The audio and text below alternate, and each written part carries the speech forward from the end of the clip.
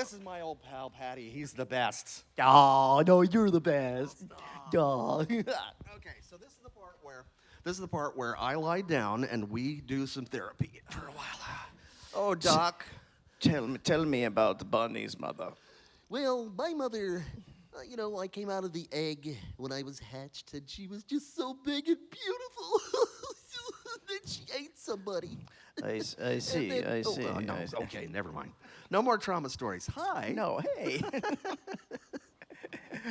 No, we do a trauma story. We talk about our friend in the suit when he got caught on fire. Oh, my. Smokey, as his nickname Yes, is yeah. now. Josh Martin. Josh Martin, a wonderful actor, does a lot of anime. At one point, he was. Well, you tell a story. Yeah. Yeah, go ahead.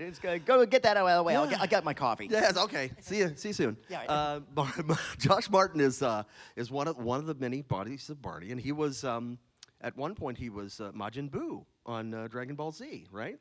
The voice of, but he's also in the Barney costume.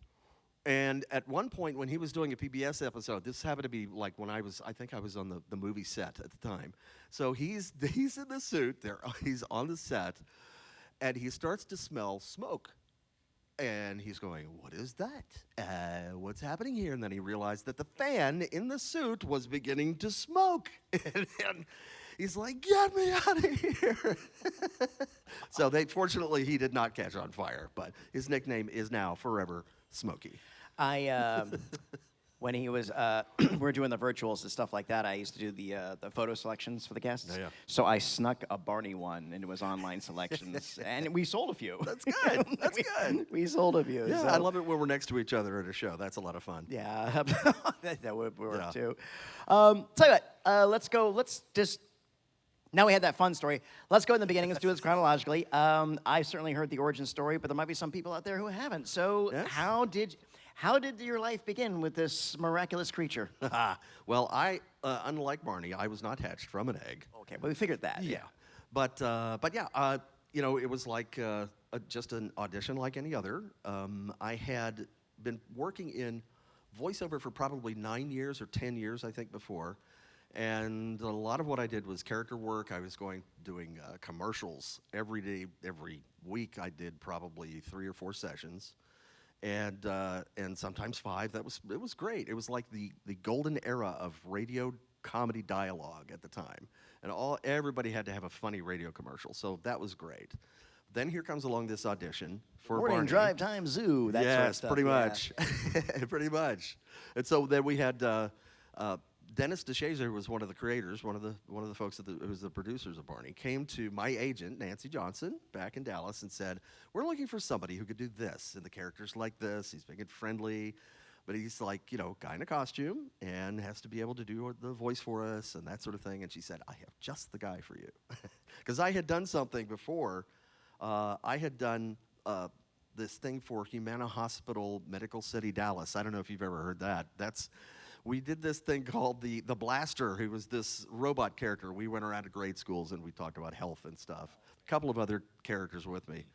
So a robot was telling kids about eating right? Yeah, pretty much. Pretty much. I don't know how to eat, Yes, but don't if forget I to- did, I yes. would eat fruits and vegetables. That's right. Don't forget the oil for your joints and that sort of thing. Right. But yeah, so went to the audition, and it was just classic, like, a whole bunch of people in a room, classic cattle call looking thing. And we found out that as we did the audition, that they had already started building the suit, and so I was too tall for the suit they were building, and I needed to, we needed to kind of split up the job. They liked my voice, and they liked, the movement that other people were able to provide, and they did such a much better job than I could have ever done. So it split up, and we started doing that stuff together on stage in real time. We called it Dino Sync. We almost trademarked it just for fun. But yeah, it's unusual. It's not the way it's normally done. It's like Carol Spinney in Big Bird would be the voice. He'd be doing the voice on a microphone, and he would be doing the puppetry. But we got to each concentrate on our own thing, so it was great. It was fun. Yeah, that's nice. I think it's I want to say in New Zoo Review, I think the suit and the voice were the same folks. Yeah. So I think you guys really were the first one to say, okay, we'll split it. Yeah. I know a bunch of people now from Sesame Street and Henson Puppeteers, and they're just constantly going, "I'm sorry, you can't do that. Yeah, that does not work. How do you do that?" We just got together and synced up. It was crazy. Yeah, and that's that's very true. So what was the recording then? Walk us through that. What was it? What was a typical episode like for you? Ah, okay. Well, we would have pre-records for the songs. Yeah. And that would be like I think the Thursday or Friday before, or maybe a week or so before the next episode. And they would take those, they would have those ready at the studio on the soundstage, ready for playback, so that when we got to that point in the script, then they would say playback, and that would go. But otherwise, it was Mondays we did a table read, I believe. Tuesdays we did a rehearsal. The folks who worked with the kids doing all the movement and all their direction that they got, they worked with them late Monday all through the day, and the kids were very quick and picked it all up. Tuesday we did our rehearsal, and we did a camera rehearsal generally, I think, either on Tuesday or Wednesday, and then we shot Thursday and Friday, or we shot Wednesday and Thursday and Friday if we needed to, depending on the episode, how complex it was. But then pre-records on Friday afternoon again. So I have to give credit to whoever cast the kids. yes, Because they were the very first. I've never told you this. The very first time I experienced Barney, and this was during I was aware of the kid's character and the parodies and the satirizing, Right. which was already but I was in a minivan with some family members and with little kids, and so they had the TV in the back, so they were watching it, and I was like, what's all the rancor about this for? It's like he's teaching kids to look left, right, and left again before they cross the street, stuff like that.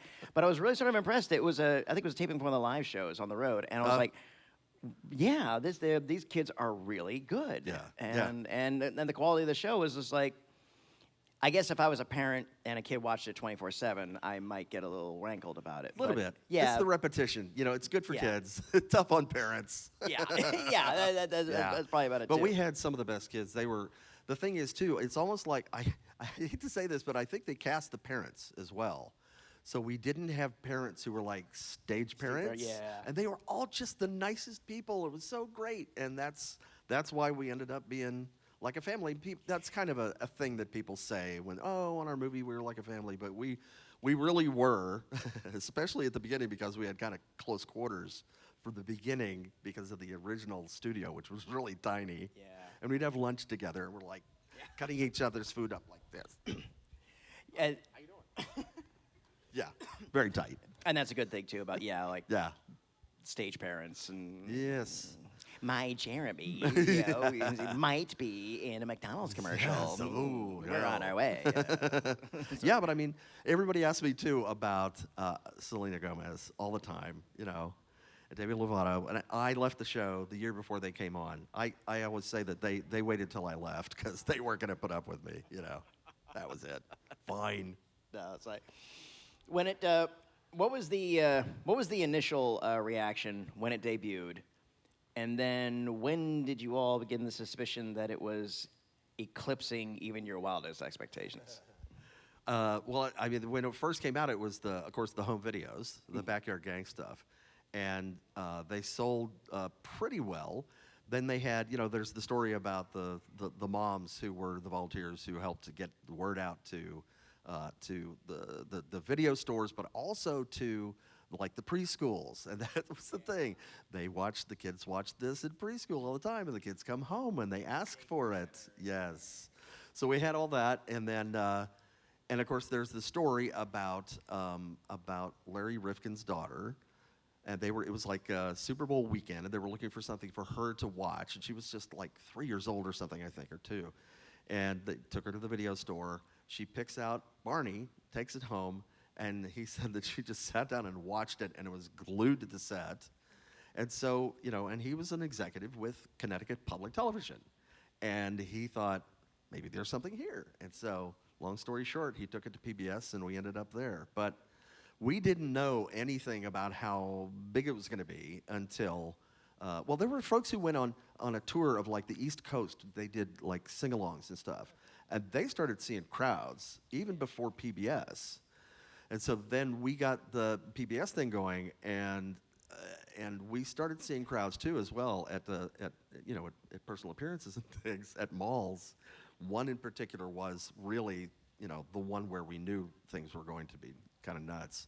That was in Connecticut, Hartford Center Mall, and it's like 3 levels, a railing around each one of the central court, and before we got there, we said to Larry, we said, so how many people are you expecting? He said, oh, maybe about 600 or so. I said, how long have you been promoting this? He said, all week. I said, no, you're going to have more than 600, we think. Yeah. But it turned out to be 6,000 people crammed into the mall.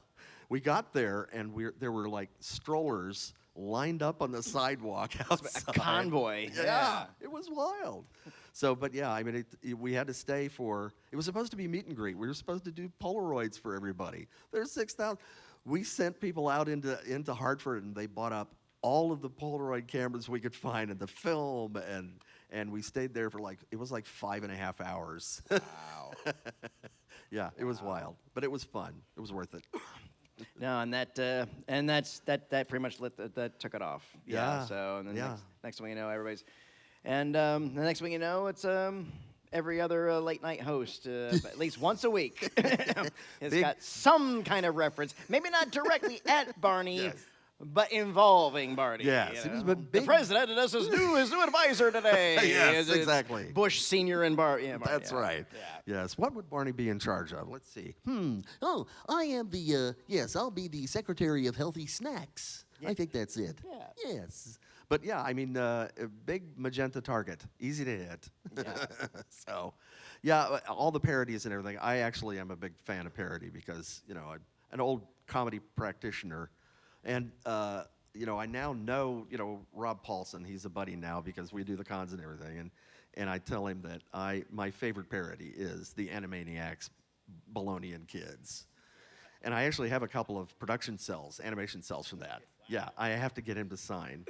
Yeah, but I'm like, yeah, it's pretty great. If it got violent, then no, I don't think so. But I think there was some that was like poking fun at it, but yeah, there was usually the morning radio shows were the ones that were kind of hit below the belt. well, I'll tell you, there was one radio show in Dallas while we were producing the show. We were on set, and there was somebody who they just allowed this person who was calling in to them. They recorded this call and they put it on the air, and this woman said, oh, I hear that Barney committed suicide, that the guy in the suit committed suicide. They just put it on the air. And this went immediately from Dallas all over Texas to my parents in Baytown, Texas. Yeah, and they're panicking. They called the studio, and I had to stop in the middle of production and talk to them on the phone. No, I'm fine. David Joyner's fine. We're all fine. And I paid a visit to that station about a week later. You have the right to. Not happy. Yeah, so some people, they just don't know when to stop. So it's kind of sad. Not good. Not good. Not like when Shelley Winters on the Tonight Show said, "Hey Johnny, did you hear Beaver, died of Vietnam?" Oh. I was like, Yeah. It's like there's no internet to immediately try to verify Yes. that, or Yeah. anything like that. It was like it went out in the ether, and yeah. Yeah, it's crazy. Yeah, it's a very different world now. Things happen fast. Although, at the time, that was like 90, oh man, that was probably about 94, 95 maybe. And so, social media wasn't happening yet. So it didn't really blow up that fast. But yeah. No, that was like. Nowadays, I knew Ozzy passed because when I was just scrolling through Facebook in the morning, I saw 2 pictures of him. He must have gone. So, absolutely too. What's been the best memory? I mean, not the best memory, but one of the best memories you've taken from all of this. It's tough to choose because there have been a lot. Yeah, so many people. The gratitude they have for the work and everything else, and you're always so kind. Oh, you're always so kind stop. to them. Okay, you are, checks you in the are. mail. Okay, thanks. All right. Okay, all right. But thank you. But yeah, I mean, other than the all the amazing things that happened while we were doing production. You know, we did the Today Show like 5 times, and we did, you know, we're doing live national television. We got to meet all kinds of people, and you know, and Oprah and Donahue and whatever. And then we did all this travel. We're going all over the world to, you know, promote Barney, and we're in England, Ireland, Australia, New Zealand. You know, all that was so much fun.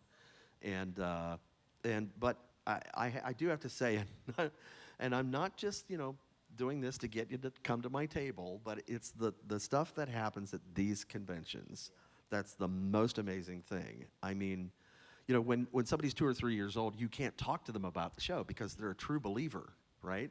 So we couldn't talk to you about it then, but we can talk to you about it now, and people bring the most amazing stories to me. I mean, I keep thinking I've heard it all, and then there's another one where, you know, 2 people today, I don't know if you're here, talking about, you know, cousins fighting over their Barney plushes, but they know which is which because of the smell.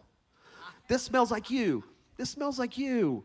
This smells like your slobber. That's mine. This is yours. You know, just great stories, funny stories, but also really touching stories about how people used to watch Barney with somebody that was really close with them, and then they lost this person, and the tears come. I mean, there are people who literally walk up to my table and they just immediately start to cry. And, you know, or they went through some really tough times when they were a kid, and they actually say that Barney was the only thing that got them through that. And I don't ask for details or anything, but when somebody's just at your table sobbing, you know, of course they get a hug for that. And I always say, if I leave a show and I don't, and this shirt, the famous shirt, does not have mascara and snot on it, I have not done my job. But seriously, it's amazing. It's a real privilege for me. It really is. And you kind of closed and you moved on from this. When did you start making appearances as yourself on the convention circuit? When did that start? 2019. Okay, so it's fairly recent. Yeah. And this pretty much when we met. Yeah, pretty much. I'm not realizing this now. I wasn't sure if you had been done it earlier than that or. Okay. Yeah, no. 2019, it was SuperCon Miami Beach, I think. Yeah. Which became this GalaxyCon, is the, yeah. Right. And then did Raleigh. I was here. That was 2019 was the last time I was here. And yeah, it's been a lot of fun. It really has. And of course, he said, making a plug for his live streams, he could come to my social media channels. I'm on Facebook and I'm on YouTube, and I'm live streaming about twice a month or so at 6 p.m. on Sundays. So come to my Facebook page and you can see my schedule there, and come and say hello in the chat. Yes. And just to throw that out, you've done a lot of graphic design, and you do stuff for productions. So you design, like, if the cops are eating at a diner, you design the Joe's Diner thing and Exactly. the menus and all that stuff. That's right. What's been some of the interesting stuff you've done in that field? Oh, wow. Well, I do, I don't know if anybody here is a fan of the Muppets. Of course, who isn't a fan of the Muppets? Yes. So I was the graphic designer for Muppets ABC, and also the graphic designer for the Muppets Mayhem on Disney Plus recently. So a lot of stuff that you see on the set is me, from posters. You know, on Muppets Mayhem, they have the old band posters of the Doors or Janis Joplin or something like that. And those, I designed those. And then I designed things like wallpaper and stained glass in Janis's room, and, you know, all kinds of stuff. So that can be a lot of fun. It's pretty amazing. But yeah, I mean, I worked on Chuck. I worked on Community. Community, I did a bunch of board games for them. You know what? You know the very final scene where they're playing the board game? Yeah. I designed the board game. Okay. Yeah, around Clue. You know. Right. Yeah. Wow. So yeah, it's fun. And I've got like a poster that I designed that's like a manga version of Barney, and so yeah. We've got that. We've got that at my table, available for sale. Oh, how nice, how nice. Well, before I go on out there, I've said this before to you, my friend, and I will say it again. Thank you. Thank you. No, thank you for your talents and your professionalism and being so good-natured about this wacky gig that you had like so long ago, and coming back and continuing to take the bows and making so many smiles. Thank you so much. You're so nice. He really really is the best, isn't he? Ladies and gentlemen, Patty Hawkins. Yes. Yes. Yes. Yeah, that guy. They just like me because they know I give away candy. So, and speaking of, all right, so yeah, I think. Nice. Oh yeah. What is in there? Oh. Oh, ooh. I don't have any purple ones. Sorry. But Oh, here, okay, that's all right. Take a red. That's all right. Take a blue and a red one. I do and not. There you chew go. it and, yeah. That's it. I'll chew it up. Yeah, Make it chew purple. it up. I would too, so. All right, so. Thank you. Okay, League of Their Own. They just came early for the next one. All right. Tell you what, who's got a question? Raise a hand. I'll come on around. All right. He's doing his I'll do Pee-wee- this, he's doing his one in the Pee-wee front Herman so thing we'll here get is what it he's out. doing. I'll get you. Don't worry. Hi. What's your name? I'm Robin. Hi, Hi, nice Robin. to see you. Hi, Mr. West. Nice Hi. to see you. Nice to see you. Can you tell us about the creation of the famous song "Clean Up, Clean Up"? Because that was a big, that was a big song in our house Well, many years ago. I love it. It's funny. I don't know the origin of that song. I would guess that it might be, it was, it's one of those melodies that's been around forever, and we used a lot of those, a lot of the public domain songs, so we didn't have to have a $1 billion budget for music. And so one of our folks may have just, I don't know, plugged in some lyrics. And that I have to tell you, that song is the most streamed Barney song on any of the live streaming services. So, yeah, I mean, obviously it's motivating school kids to do their cleanup act. I love it. It's great. Cool. Thank you. you. Fun one to start us off with. I like your Okay. sparkliness. All right. This one over here, the hand, shut up. Uh-oh. Hey, how's it going? What's your name? My name's Zach. I was at your table on Yes. Sunday. Hi. So, what was your favorite Barney DVD that came out? Because mine was Barney Goes to School. Oh, that could be. I think it might be Imagination Island, because that's a pretty good one. Everybody did such a great job. It's like even our art department stepped up their game. Our art department was fantastic. We had the most amazing people, production designers and craftspeople who did the painting and everything. But the ship was great, and then Professor Tinkerput's place and all that stuff looked amazing. Professor Tinkerput, of course, Barry Pearl, famous as Duty in Grease, the amazing Mr. Barry Pearl. But yeah, that was pretty great. I love that one. Cool. Fun one. Thank you. There you go. All right. Who got? Yes, Santa. Hey, This is the. ObiWan Kenobi. ObiWan Kenobi. I love it. Yes, help me, Obi-Claus Kenobi. Yes. Wait a minute, Obi. Wait, ObiWan Kenobi. Oh, I thought it was cannoli. Okay, No. sorry. Thank you. That'd be nice too. That's what he orders for dessert. Only That's one it. Kenobi. That's right. That's right. Yes, leave Like the that, gun. like Take the cannoli. That's what it was. Yes. Yeah.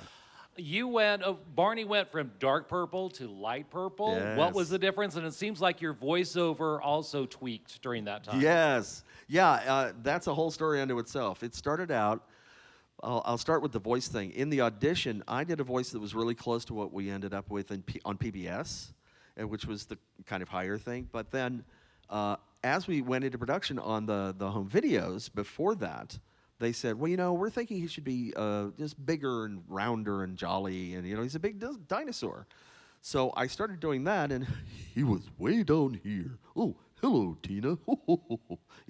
So that was really hard for me because I'm more of a tenor, and it's hard for me to maintain. Plus the fact that a lower pitched voice and all that sort of thing is a little more intimidating for some kids. But if you can bring it up in pitch and modulate it more, that's very friendly sounding. So I kept just kind of gently saying, maybe we could bring it up. And finally, Dennis DeShazer came to me and said, okay, it's time to bring it up now. We think you're right about that. So we brought the voice up in pitch and did the modulation. And I think there was like a transitional period. There was one video where it was like, the last video we did was up a little bit, and then PBS, it was up a lot. And boy, was that good for me because my throat wasn't nearly as sore at the end of the day. Yeah. So, but yeah, I mean, And now he sounds like this. Oh, hi, how you doing? I actually am telling the story. Here's one I haven't told publicly before.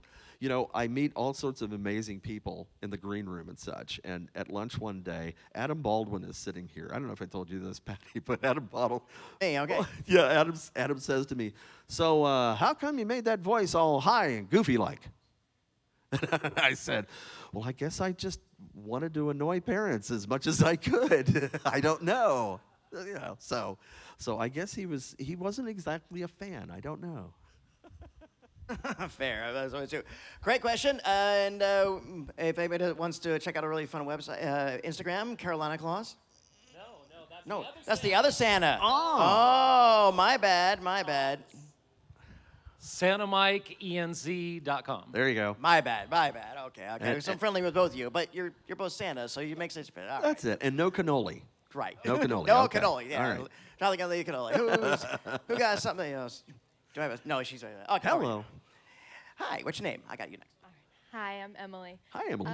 When you were recording as Jasper and Pasquale, do you have a favorite song or segment that you did? Oh, wow.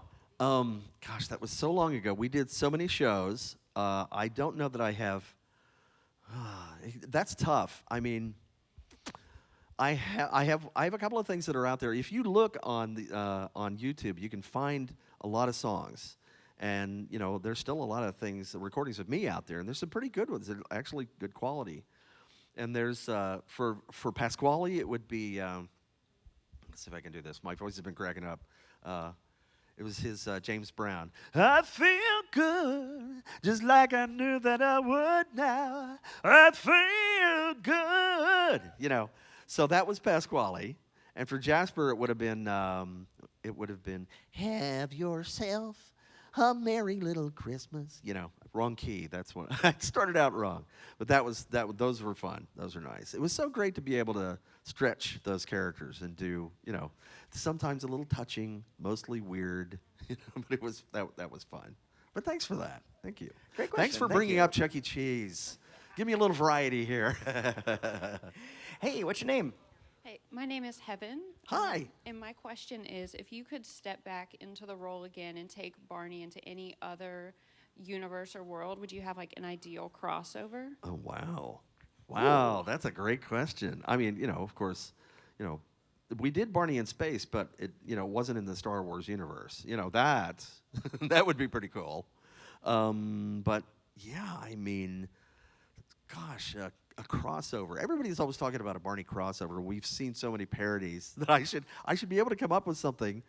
But I would think that Barney and I mean any of the like Barney and you know mixed into Blue's Clues or Bear in the Big Blue House or you know Thomas the Tank Engine, any of that stuff. I would just love to have seen those kinds of things. Although we did this thing called Kids for Character Counts.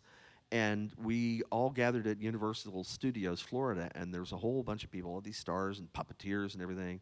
And so some of the characters, other kids' characters from the time, all got together. So that was like as close as I could think of as being like an ideal mashup. Is just all this togetherness, you know. And the We Are Family video that came after I left, that was a great thing too. So, yeah.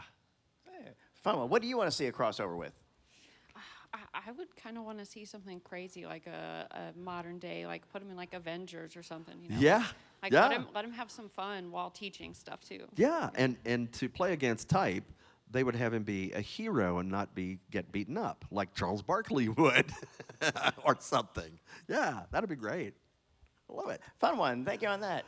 I think Guardians of the Galaxy would be a good frame for him. Yeah, no, I can see that. I can see that doing the dance off and all that fun stuff. So no, it works. Yeah. Okay, yeah. Hello.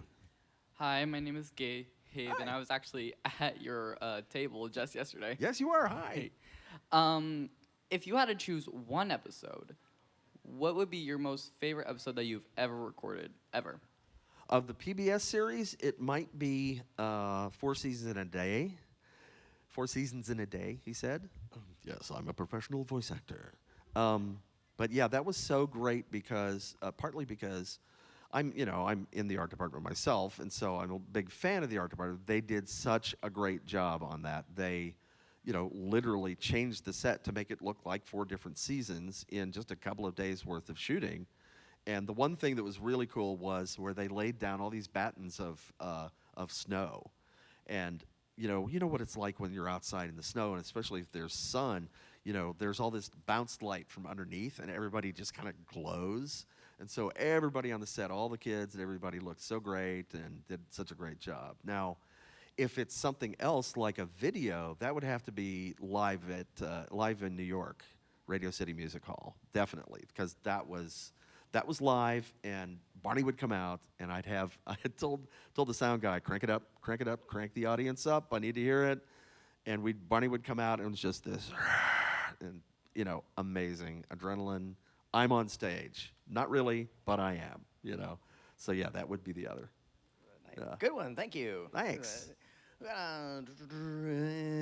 Who else? takers? Who else? Don't be shy. All right, Anybody? there we go. Hello. Hey, what's your name? Hey, what's up? I'm Lily. Hi. So, in terms of large puppet-esque characters, who do you think would win in a fight? Barney or Big Bird? Oh. Well, they've been together, and they have hugged. At the first time, I think, was at where I was. They called me back to do this gig. It was the launch of PBS Kids Sprout, right? And we had Barney and Big Bird on stage, and they did this thing together, and they hugged, and I mean, it's like this amazing moment. They did not fight. I think they would just hug it out no matter what happened. I mean, I got to work with Carol Spinney that day, all day, and that for me was like, talk about an honor. The one of the most wonderful human beings you would ever want to meet. And we did what's called a satellite tour, where you sit in a TV studio and you go out to, on the satellite, to news stations around the country. And all afternoon, it was him and me and Oscar the Grouch. And we just sat there and we talked the whole time. So I think it's, there's just too much love going on between Barney and, Carol Spinney and Big Bird. So it would have to be a hug-off. Now, not necessarily a fight, Yes. but maybe a confrontation between Barney and Oscar Ooh. would be very interesting. Oh, yeah. It's so funny. I keep seeing Oscar videos that I hadn't seen before. And he ends up, like, kind of giving in a way. Somebody's just like really nice to him, and eventually he's like, oh, all right, and I love that. But Oscar, what a great character, just amazing. But he might, if they had to slug it out, it could be Oscar. He doesn't have the reach though. No. If you But just Barney- stay away from the can, just knock the can over, you kind of win. So. Yeah. But Barney does have those T-Rex arms, which are kind of short. So but he's got the tail though. that's true. Mm-hmm, We got to look at the stats. Hey, what's your name? Gio. What you got? Hi. And so my question is, you're talking about meeting and seeing all these other people. I'm just curious, did you ever get a chance to meet someone like Fred Rogers during your time? Fred. I did not get to meet Mr. Rogers. I would love to have met him. The closest we got was when he wrote a letter to the producers of Barney, and he was very sweet and complimentary about our show, and that was pretty wonderful. Although, when I was a child, I'd lived outside of Pittsburgh, and that's where they did Mr. Rogers' Neighborhood. And my parents took me on a tour of that TV studio when they were doing like Pledge. And the thing that I remember was all these giant price tags and all the pieces of equipment. But Mr. Rogers wasn't there, and I was kind of disappointed. But yeah, I mean, what an icon. Amazing guy. Okay. All right, then we'll go back to you again. Oh, yeah. Hey, what you got now? Oh, hi. Oh, sorry. I just had another question. After this being such a big part of your life, do you feel like you embodied any of like the characteristics of Barney, or did you put more of yourself into creating him to start with? I think it's one of those things where it's like a two-way street. He pulled a lot of stuff out of me, and he actually, I actually pulled some stuff out of him, kind of in exchange. So we sort of made a swap on a lot of things. He's taught me a lot of things about patience, and he has helped me with my social anxiety a lot. And these cons have helped me a lot with social anxiety. But yeah, I mean, what's not to learn from Barney? He's such an amazing teacher. But it's just been an incredible honor to be associated with Barney and all the good stuff he's done, really. So thanks for that. Good one. Hey. Who's next? So over here. Hi, what's your name?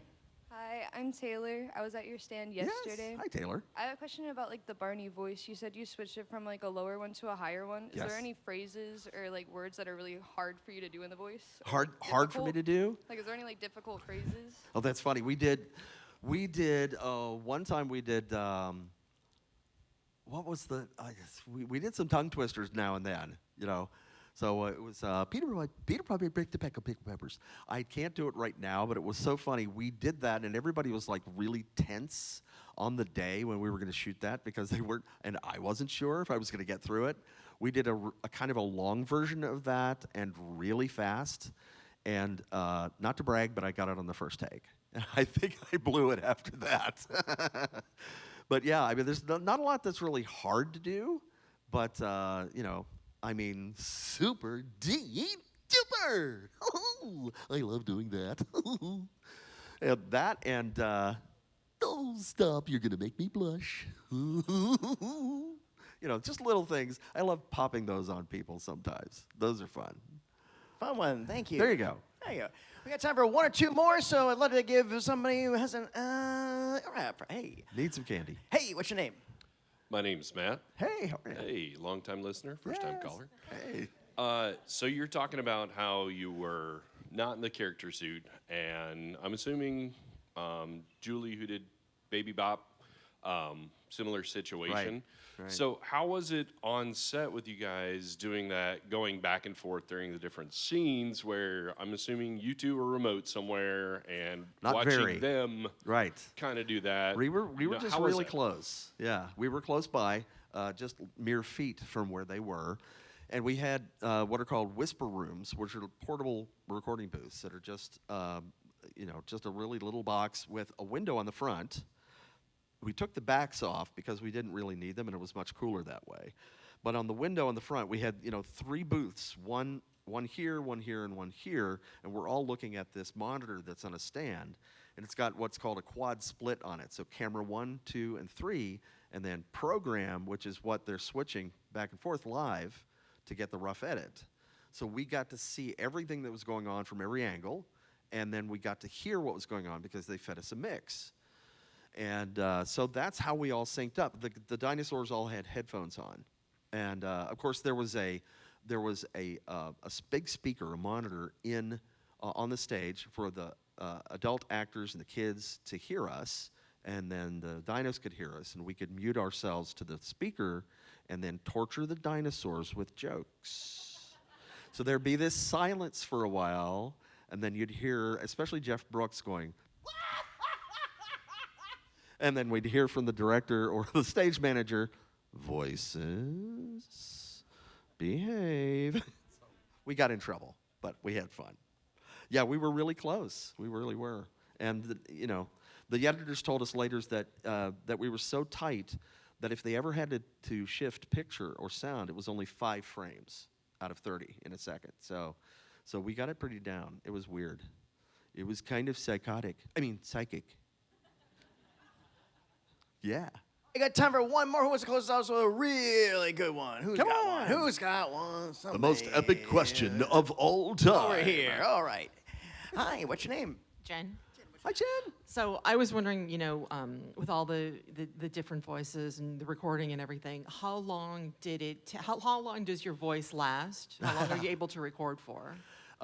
Because we brought it up in pitch, I could pretty much do it indefinitely. I mean, there were never days where I needed to do the voice for longer than, you know, 4 or 5 hours or 6 or 8 even.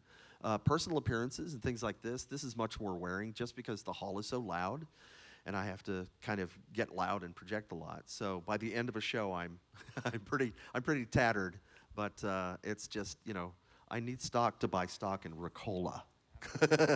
Ricola. Yes. We do.